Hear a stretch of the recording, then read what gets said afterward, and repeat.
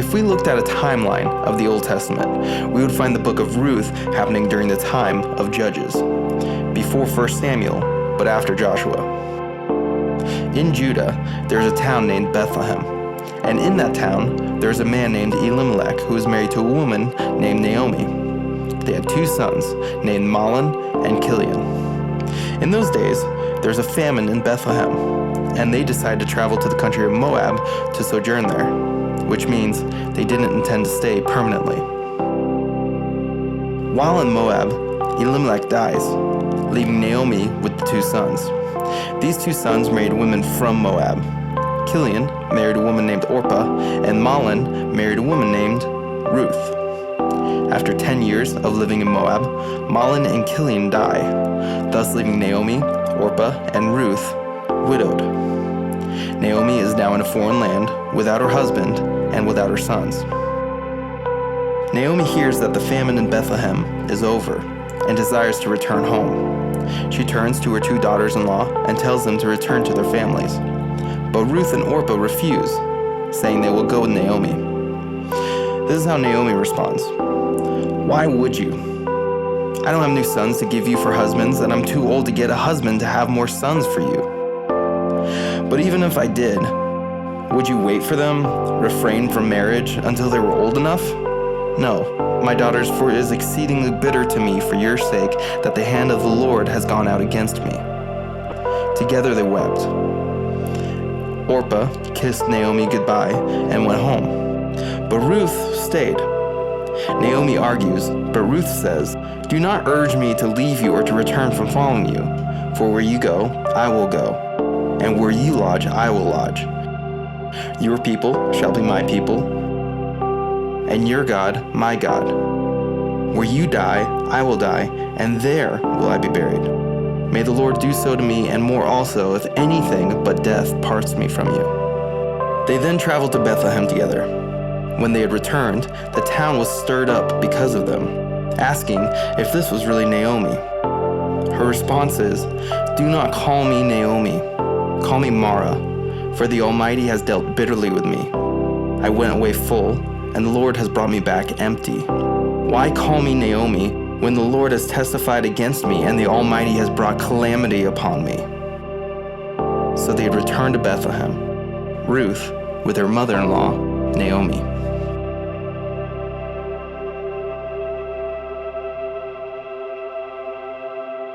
Welcome, everybody. So glad each of you are here today, and just a little recap there of what we've been learning in this series through the book of Ruth. Ruth and Naomi get back home, and they're right back to hard times, difficult days to feed the family. But last Sunday, Ruth runs into a guy named Boaz. And it's a good guy. And music plays, and they start looking at each other, and lightning flashes and thunder rolls, and yeah. Another good man. And Dan says another good man bites the dust. Well, you know what? Here's the interesting thing. He kind of does. But when we get there, Ruth has been with him, and he's been kind to her, and I mean, good things are happening. I mean, there's chemistry, it feels like, and he's being kind and gracious to her, and tells her, you stay here and you keep gleaning this field. I don't want you to go anywhere else. You stay with my girls. And he feeds her, and it's a date, it's a dinner date, it's fantastic. And then Ruth's Chapter 2, verse 17 is where we're starting at today, and I want to share with you kind of that. I tell you what, I'll thank you very much, Anthony. But I just realized I forgot to tell you I can control it from here now. I got it all. I'm good to go. All right, throws up his hands and leaves. All right, now I got you covered. Now, Ruth gleaned in the field until evening. And then she threshed the barley she had gathered, and it amounted to about an ephah, and she carried it back to town, and her mother-in-law saw how much she had gathered. Gleaning, picking up the leftovers behind reapers, was not always a very profitable thing, and this was a good day in gleaning. she carried it back to town. Her mother-in-law saw how much she had gathered, and Ruth also brought out and gave her what she had left over after she had eaten enough. Remember, Boaz gave her a bunch of roasted grain and said, here, have something to eat. And so she did, and she ate till she was full and had some left over. And her mother-in-law asked her, where did you glean today? Where did you work? Blessed be the man who took notice of you. Yeah. And Ruth told her mother-in-law about the one at whose place she had been working. The name of the man I worked with today is Boaz, she said. The Lord bless him, said Naomi to her daughter-in-law. He has not stopped showing his kindness to the living and the dead. And she added, that man is our close relative. He is one of our kinsman redeemers. Now, a kinsman redeemer was a tradition in ancient Israel. It was really to keep the property in Israel, to keep it from falling into the hands of moving into the hands of few rich families during times of economic downturn. Okay, let's say Dan and Mary, they own, those are great Israelite names too, so this is going to work really well. Dan and Mary, they own property in Israel, and Dan passes away, leaves Mary a widow, and she can't work the farm, and so she's got to survive, so she sells the property to have money to live on. And then what's going to happen to her kids when they grow up? They're going to be in generational poverty, and it's going to be a bad deal. They're going to be born basically into servitude to somebody else. And so that family then, they control the land, and more of that happens, and wealth gets concentrated. Not really a good plan at all. And so God builds this mechanism called the kinsman redeemer into Israel's society. And so here's what happens. The kinsman redeemer would come along and marry a widow. It was in the family, in the larger extended family, they were required to look out for their family. And so they would come and they would marry the widow. They would care for the family that was left over, the widow and her kids. They would raise up children to inherit for the dead husband. In other words, if in that illustration Mary got married to a kinsman redeemer, any children... I'm not even going to go there. The children from that marriage would be counted as Dan's kids, and they would inherit the estate. And so no matter whether Dan or whether the kinsman redeemer wanted that to happen or not, that was the way it had to happen. They'd be counted, so they would inherit the land that was their dead father's. And so he would temporarily buy the land, take care of the family, raise up heirs for his family members, and then his own estate would be passed on in whatever way was right and equitable. So it was a pretty significant responsibility. And that's pretty, by the way, God is very committed to justice and fairness. Even economically and socially, He's very committed to that. And that's one of the reasons that as Christians, we believe in caring for the poor, watching out for those that are in poverty. We believe in that because God cares about that. And so then verse 21, Ruth the Moabitess said, He even said to me, stay with my, can you see this? She's practically squealing here. She's with her, Naomi, and he even said, stay with me with my workers until they finished harvesting all the grain. Like it's two girls and they're back home. She met somebody. I think she looks like this right now. That's what she looks like, right? All right? It's a girly moment, all right?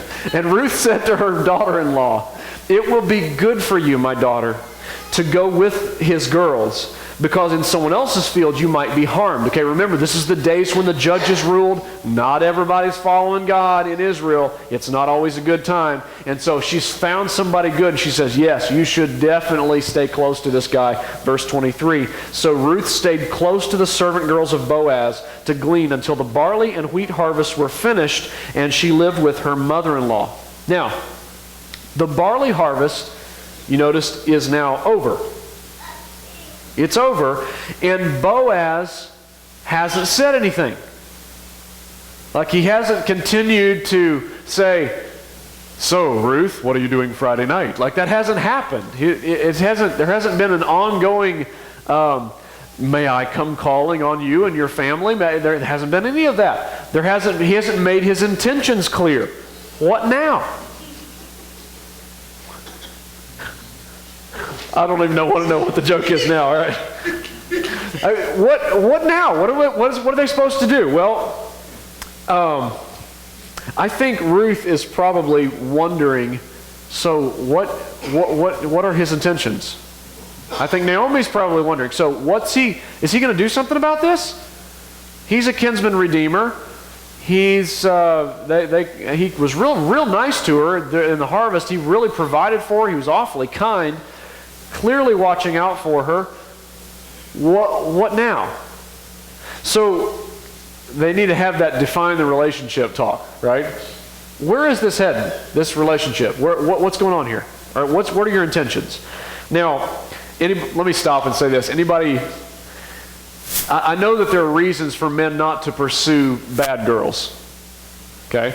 But have you ever seen men that just don't pursue good girls either? Right? Like it's right in front of them and they just won't do it. Like it's just there, but there's no, why is that? Why is that? Well, it could be a variety of things. Maybe it's girl blindness. Like, she's a great girl, I just don't see her like that. I just never realized. So I don't know, Ruth, she's working hard every day. She's sweating. She's got her hair pulled back in a ponytail and her face is streaked and with dust and dirt, and she's been working hard. Maybe he just doesn't see her like that at this moment. I don't know. Busyness can be one of those reasons. Boaz has been really busy. I mean, he's an influential guy. He's got a lot of property. He's wealthy. He's got a farm. He's taken care of. He's got a lot of people working under him. It's busy. Maybe it's insecurity. Anybody ever seen the Insecure guys? Seen it? Okay, like two of you. Well, the rest of you, okay. Yeah, I've seen insecure guys. They're just not sure. They just don't think they've got the confidence, and they just don't have that. I've seen that. Insecure guys. Sometimes we assume, well, she's cute, and she's got to have a different plan, so I'm not going to pull the trigger. I'm just going to wait until she comes and tells me something. Right? I'm going to wait until she proposes or something. I don't know. Maybe that's what's going on here. I'm not sure.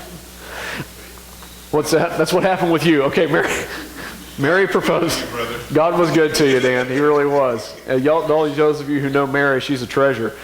So now here's the deal. What are we supposed to do? What are we supposed to do with that sort of thing? What's next? Now here's the truth. If you're in the Duggar family, that's all one family, by the way. That's not from that show, what is it, 19 Kids and Counting, or 20 Kids and Counting, or something like that. Maybe it's 23 or 4 kids and counting by this time. I'm not sure. It's a pile of them.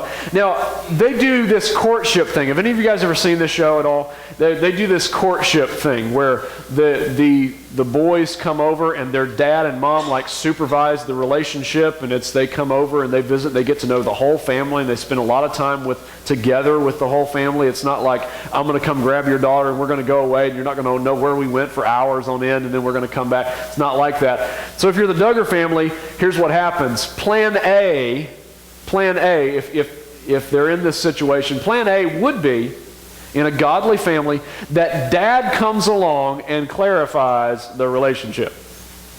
All right? Dad's going to come along. He's going to say, hey, I've noticed that you kind of been spending some time with my daughter, and then she's not sure what to think. Where's this relationship heading? I'm coming to, we're having that man-to-man. What are your intentions with my daughter? You showed her some interest. You took her out a couple of times. You got her number. You've texted a little bit. What are your intentions with my daughter? Are you feeling like you'd like to date her? What are your intentions? Dad, that's plan A. You know why? Because I'm going to do that for my daughter someday, because I am a protector, provider, and that's what dads do. I'm a protector. I'm not going to have some guy playing games with my little girl's heart. Ain't happening. Ain't happening. You know what I'm talking about? I'm going to have to define the relationship talk.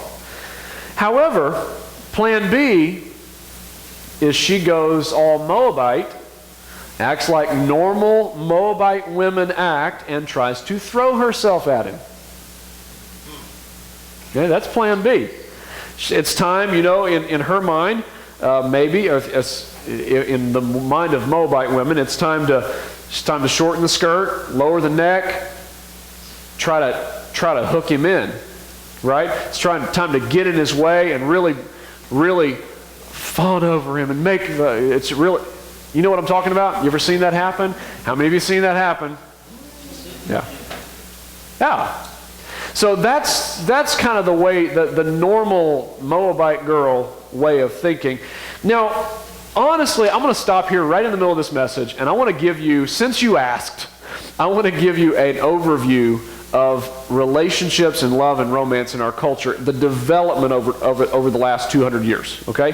Because there are very few places in our culture that we are any weirder right now than relationships. How many know what I'm talking about? You can't even get on Facebook without seeing the bizarre, unbelievable, oh my goodness, what did she just say? What? They're back together again? How many of you ever said anything like that? You're like, weird, bizarre, unbelievable. What in the world is going on? I have 2,500 Facebook friends or something like that. So consequently, I get on Facebook and it's just like, and so after a while, you just block the drama, right? You try to just block the drama because after a while, you're like, I can't look at that anymore. I don't have time for that. So let me give you an overview of where we've gone in the last 200 years. Did you know that the word dating is actually introduced in 1896 as lower class slang for prostitution? That's where the word came from. And that was dating. 1896, that's what it meant. Their dating was slang. It was a lower class slang word for prostitution. In those days, it was all about courtship. It was all about calling. In fact, in the 1800s and the 1900s, early 1900s, courtship and marriage consisted largely of calling. Okay, what happened was a man would come on a particular night of the week, and he would come and sit in the girl's home with the girl's mother and the girl's father and the girl's father's gun, and I'm joking, all right, but that he would spend time with the family. That's what they would do. That was courting, was primarily calling. And he wouldn't come. They would sit and they'd drink tea and they'd visit, and then they would write love letters. And the boy only came when he had an appointment, and they wouldn't go out. So a woman would not go out with someone who wasn't her family to prevent it from looking like that she was acting like a prostitute, dating like a prostitute. And in 1905, the Ladies' Home Journal starts coming out. This is a slide from Ladies' Home Journal. Actually, it came out a little earlier than that. 1905, it became popular, and it started competing with what Mom and Dad said. Okay, here's what men like. Here's how to get a man. Here's how to keep a man happy.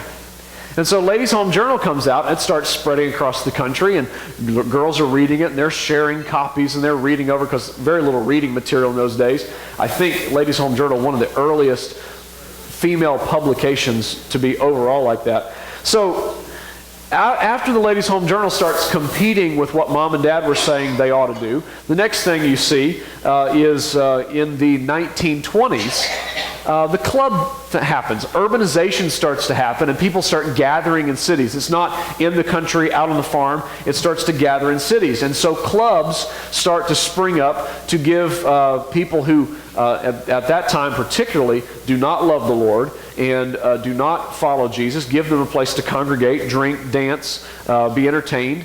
And so you see these kinds of things happening in clubs all around the country, in cities all around the country in the early 1900s, around 1920 and after.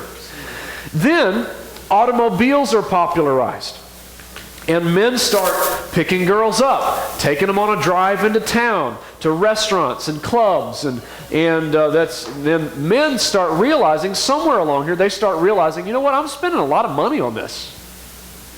I should get something in return. And so we get basically a commercial business view of relationships. I'm spending a lot of money on this girl, and I'm not spending time necessarily. We're not using that much conversation to get to know one another, but I'm spending a lot of money on clubs and drinking and dancing and entertainment and drives and gasoline. And so all of a sudden we wind up with basically sexual favors in exchange for the money that I'm spending. And it basically winds up being, it's by definition prostitution, but there becomes a lot of pressure in this era. Moving on, there starts to become this pressure on girls, this pressure on women to satisfy and keep up their end of the bargain.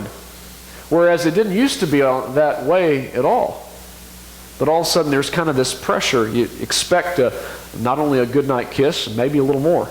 In the 1960s, the sexual revolution happens, and we have a president who is known for his sexual escapades, and the sexual revolution takes place. Playboy magazine is introduced. It's hidden behind the counter. But now, by the way, it's out where anybody can get to it. And now you walk through Walmart, and it's the Sports Illustrated swimsuit edition right out where, in fact, a while back I went and talked to one of the managers because it was sitting in a display stand in the aisle on the way to the toy section. And I said, that is not at all what I'd like my sons to walk by for the next few years. And I would appreciate it if that was placed differently. I'd really appreciate it if it wasn't produced at all, but that's not really in any of our power, is it? 1960s. In the 1970s, well, actually, this is still the 60s. I take it back. This is the Beatles and Martin Luther King Jr. and the moon landing. A lot of momentous, amazing things happening. But in that process, the sexual revolution is happening, and behaviors are rapidly shifting in our culture. Behaviors and expectations are rapidly shifting in our culture. In the 1970s, abortion is legalized. 1973, Roe versus Wade, so that there's an extra layer of fail-safe so that even if birth control fails, men who wish to be immoral can carry on with their sex outside of marriage with an extra layer of fail-safe protection. In the 1970s also, no-fault divorce is introduced so that even if a man is having sex with a woman and marries her and then wants out, either one can divorce for any reason. And you know what happened to divorce rates. They went through the roof. Now they've dropped a little bit. You know why? Nobody's getting married. That's true. There's still as many broken hearts and broken relationships as there ever were. There's still just as many men who dominate the lives of women by their absence as there were before. But just the reason it's dropping is not because people are staying married longer, it's because fewer people are getting married. And so divorce rates per 1,000 people are dropping. And then in the 90s, Bill Clinton comes along and says, I did not have sexual relations with that woman, and a whole generation of kids grows up thinking that oral sex does not count. And if the president can, then it must be normal. And that should grieve. By the way, this is not about Democrats or Republicans, is it? This is about right and wrong. And I don't care what letter the president's got after his name. I don't care if immorality is immorality. Sin is still sin. And so then, with the advent of the cell phone, with the advent of pornography, the widespread pornography on the internet, now men can place new amounts and new types of pressure on women because it forms the average age of first exposure in America to pornography online is 11 years old. Did you know that? 12% of all websites are pornographic. Average age of first exposure is 11 years old. And that meaning some's earlier, some's later. And so, consequently, all of this completely free, completely anonymous stuff on the internet, it places a great deal of pressure on ladies because men start to have their opinions about what women are like and what they are and what they should be like and what they ought to look like and what have it formed by something that is scripted, voiced, act over, touched up with a computer and shot by fake models, actresses. And so all of a sudden, this is what men expect ladies to be like. And it's another layer of pressure. Then with the advent of the cell phone, by the way, in 2004, 45% of kids 12 to 17 had their own cell phone in 2004. In 2010, 4 years ago, it was 75% of all kids 12 to 17 had their own cell phone. I don't know what it is now. That's the last year I could find stats. But it's a large number. It's a very significant number of people. And so now, the biggest thing that we're running into is that guys, junior high guys and girls, can not only stay up late until 2 in the morning texting one another, which, by the way, is that not vastly different from the guy comes over and spends time with the mom and dad and daughter? Now they can stay up late saying whatever they want, no matter whether they are mature enough to handle that kind and that constant contact and communication or not. But the rise of what they call sexting, where junior high guys, girls, high school guys, girls take revealing or really inappropriate pictures of themselves and send it via Snapchat or via that to their significant other without even mom and dad being aware of it. It happens. It happens on a significant basis.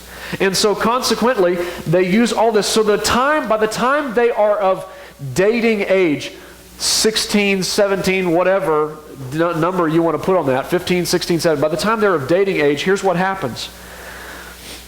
Their idea of what relationship should be is already skewed away from conversation, away from revealing the soul of that person, revealing the attitudes and mindset and values of that person, and skewed all the way over to sex automatically, just like that. Now, so the result then is that you and I have been born into a culture. Some of you are old enough to remember when it was not this way. But most of you were born after the 1950s, when things had already shifted a lot. But we're born into a culture that has taken this 100, 200-year slide of morality down this very, very slippery slope, and we think it's normal. No, we're born into it, and we think it's normal. We're looking around like, well, I mean, everybody else is doing that. That's what everybody else does. It's, well, we like each other. Let's sleep together for a while, see if it works out, and then maybe we'll get married. And that's the way the world works. And we look around and say, well, everybody else is doing that. And my friends, this is not good. I'm here to tell you today that it isn't right, that it is wrong, that it is sinful, and it is not becoming of those who claim to follow Christ.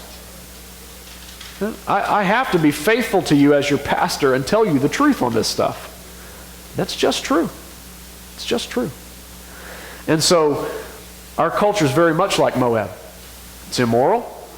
And so, now listen to me, I'm still on my subject. Let's come back around. Let's come back around and let's hit Ruth. Okay, let's talk back about Ruth again. So Ruth is in this place. She's from Moab. Just a few years ago, she was worshiping Shamash and engaging in all the illicit, immoral activities of Moab and participating in its culture. Now she's moved over to where she's part of the people of God. And her determination has been, where you go, I will go. Where you die, I will die. Your God's going to be my God. And God is starting to redeem all of these pieces of her life. But do you know how serious the temptation has got to be for her right now to just go all Moabite on Boaz? Oh, yeah. I'm going to go back to the way it used to be because I don't see it happening. I don't see redemption happening at the same pace I'd like to see it. So it's time for me to take things in my own hands and pull out some tools out of the Moab bag, and let's get this guy hooked. Do you understand? So we go to Ruth chapter 3, verse 1. I forgot to give you that, but forgot to change and give you that blank. Ruth chapter 3, verse 1. One day Naomi, her mother-in-law, said to her, "My daughter, should I not try to find a home for you where you will be well provided for? Is not Boaz, with whose servant girls you have been, a kinsman of ours? Tonight he will be threshing barley on the threshing floor." By the way, the harvest is over. She doesn't have any reason to go over and be there much anymore. You know what I'm saying? Like, she's not gleaning anymore. They're done harvesting. Now they're at the part where they're threshing out the barley and starting to store it. And so she says he's going to be on the winnowing barley on the threshing floor. "Wash and perfume yourself and put on your best clothes." Ah, yes, ladies, it's in the Bible. There is nothing in the whole there's nothing in the whole wide world that says a woman of God can't look good and smell good. That's right. Now somebody say amen. Somebody male say amen, all right? Amen. That's right. You don't have to go and adopt the customs and cultural mores of the culture that you live in and say, I have to behave in an immoral or immodest or inappropriate way to look good and smell good. And that's great. I'm in favor of it. Amen. That's right. My wife, she looks good and she smells good both. All right. Boaz, by the way, doesn't usually see her like this, does he? Right? He sees her like her hair's back in a ponytail. Her hair's back in a ponytail. Her face is sweaty and streaked with dirt, and she's holding her back because she's been bending over in the field picking up barley all day. He doesn't usually see her like this. He usually smell her like that.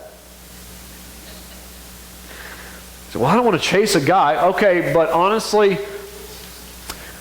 we're not very smart. Okay, we're not very brilliant. And he says, go down to the threshing floor. Well, honestly, I tell you what, we're not very smart. So don't chase guys, but don't be afraid to get in their way.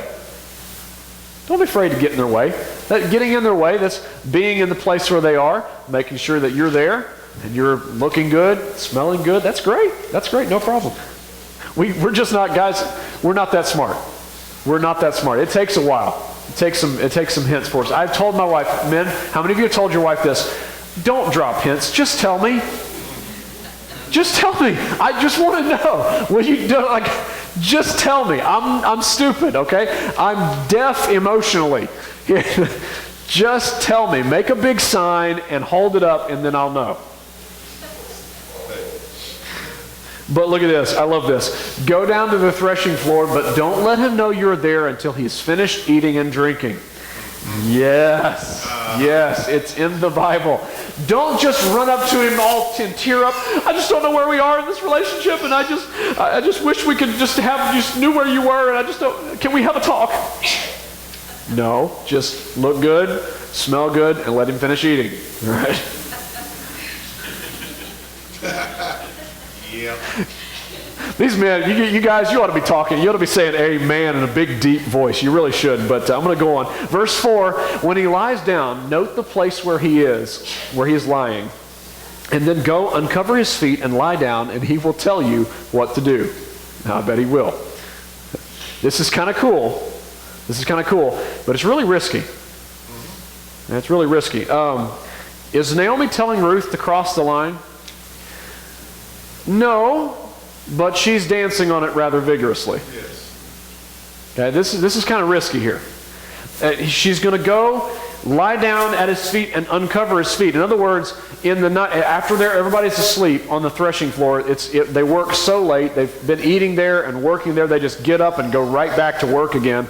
And so, because the barley harvest is an intense time, it's harvest time, and you work really hard. You celebrate hard and work hard, and that's what Boaz has been doing.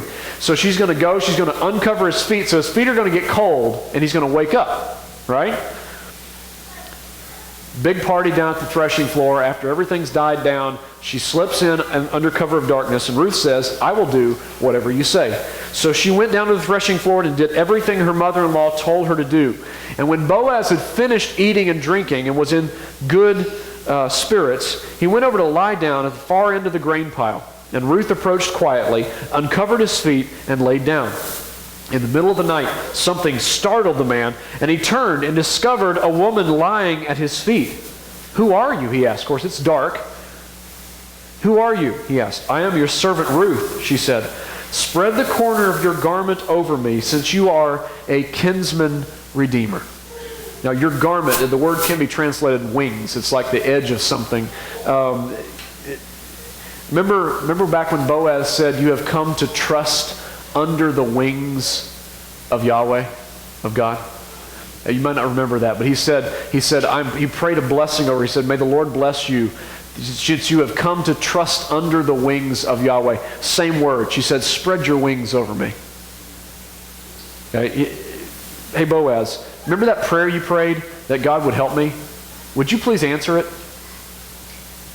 Okay. Remember that prayer, Boaz, that you prayed and you said, may God bless you and look out for you and provide for you. Would you answer that prayer, Boaz?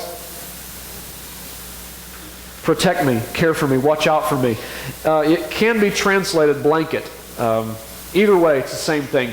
What she's saying is this: protect me, I need you. She's saying, protect me, I need you. Does she, okay, this is practically a marriage proposal. She's not proposing, but she is proposing that he propose. This is pretty bold. This is pretty bold. Does she desire to be under his blanket? Yes, as his wife. As his wife. Yeah. By the way, I've had men say to me, why is it that God put this drive within me, this sexual drive within me? Why? Why doesn't God just take it away? If I'm not supposed to do something with it right now, why doesn't he take it away? Let me tell you why. Would you like to know why? I'll explain. The reason is because he knew that you are a son of Adam. You are like your father Adam. And if he didn't give you something powerful taking you toward marriage, you'd never take on the responsibility of a wife and kids. No, really. If he didn't give you something that, I remember I had a guy come to me, he was studying to be a pastor, and he said, Darrell, he's a real sincere guy. He's like, Darrell, I'm just wondering if maybe God wants me to just not get married and just be a missionary. He said, Jesus said that not everybody, some people are single for the sake of the kingdom of God. Is God calling me to do that? And I said, well, let's see. Are you okay with the idea of never having sex in your life? And he said, his eyes got really big. He said, no. I said, then it's not for you. It's not for you. You should definitely get married. You should definitely get married. That's a great plan for you. What am I saying? Listen to me, guys. Listen to me. What I'm saying is this, that God gave you that to drive you toward his will for your life. That's why he gave that to you. It's powerful. It's strong. Yes, it is. And he gave it to you so that you could become the man. You would be willing to rise up and say, I'll protect, I'll provide, because I desire and I want. You know why? Isn't this beautiful? The Bible says that marriage is a picture of God, of Jesus and his church. Jesus strongly desires to be the protector and provider of his people. And because he strongly desires that, he was willing to take on the responsibility of your sin and mine. Yes. Was that fun? No. Was it a pleasant experience? No. But he said, I'll take that. And so he went and died on a cross, taking on himself your sin and mine, because he desired to be a protector, provider for his people. And men, when you stand up and you become a man and you allow the drives that God has given you to drive you into marriage and committing your life to one woman for all of her life, regardless of whether she turns ugly, regardless of whether she, I'm just being honest, regardless of whether she gets sick and you have to take care of her, regardless of whether you find out after you're married that, well, I never knew that you were like that. I never knew. Regardless, you have committed your life to that woman. It is a godly, honorable, respectable thing to do, and you have my respect. you have my respect. Because it is not an easy thing to do to commit yourself to one wife. Let me just give you one more quick story. Brother Tyler, the other day, we were talking about on Sunday night in the Bible study, we were talking about your life mission. And we were talking about what is your mission? What is your purpose in life? And Brother Tyler said, as we were writing down ideas, Brother Tyler said this. He said, my mission right now is care for a great piano player. That is awesome. There's a guy, Brother Tyler, you have my respect. You have my respect. There's a guy who says, I'm faithful. I made a promise. I made a covenant. I made a deal between a girl and myself and the Lord, and I'm going to stick by that day. I'm going to stick by the promises that I made that day. It's a beautiful thing. It's a beautiful thing. Now, how does Boaz, well, let me give you one more thing. She is giving him here, she is giving this guy a reason to hustle. Okay, she's giving him a reason to make it happen. Right? Please, would you spread your garment? Would you protect me? I need you.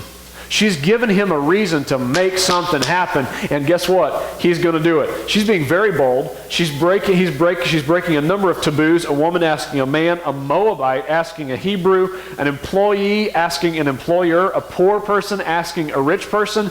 None of that should be happening. She's very, very bold here. Now, how does Boaz respond? Well, let's sleep together for a while and see if it works. No.